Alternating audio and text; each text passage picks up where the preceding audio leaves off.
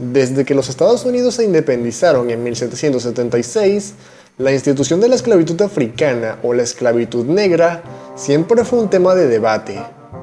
Este debate poco a poco se fue intensificando en los años siguientes y fue creando una notable polarización y división entre la población americana. Esta división se manifestó entre los estados del norte y del sur de los Estados Unidos.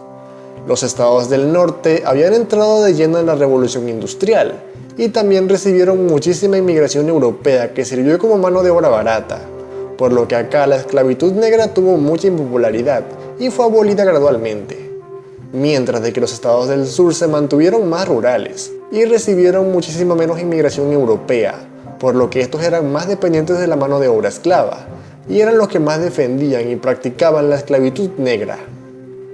Muchos abolicionistas sostenían que tarde o temprano los estados del sur comenzarían a abolir la esclavitud a voluntad, como hicieron los estados del norte.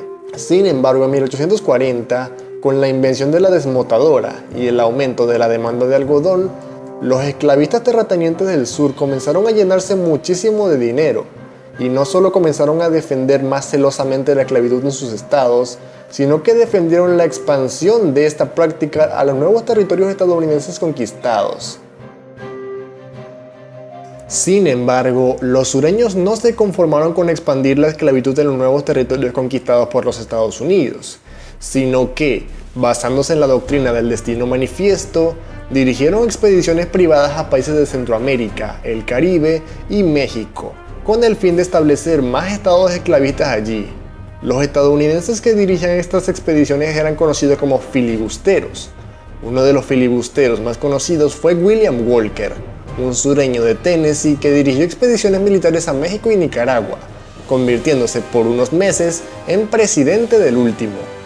Walker tenía planeado restablecer la esclavitud en Nicaragua y practicarla con los negros y mestizos, por lo que tuvo mucho apoyo de los estados del sur.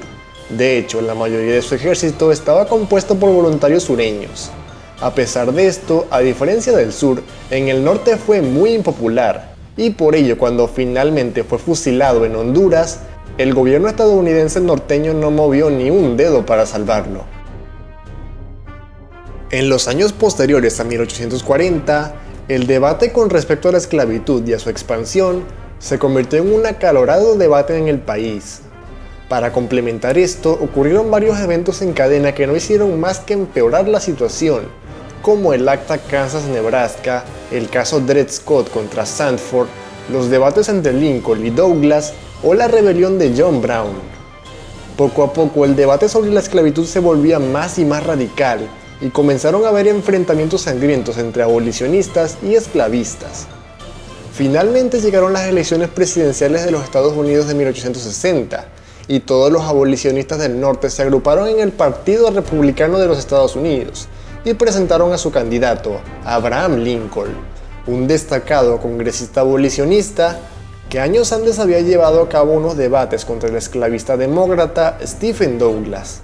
Los republicanos presentaron la propuesta de abolir y prohibir la esclavitud en los territorios estadounidenses. Esto alertó mucho a los esclavistas sureños, quienes presentaron a su candidato, el demócrata John Breckinridge. Sin embargo, no pudieron parar la inminente victoria de Lincoln, y a finales de ese año fue electo presidente de los Estados Unidos.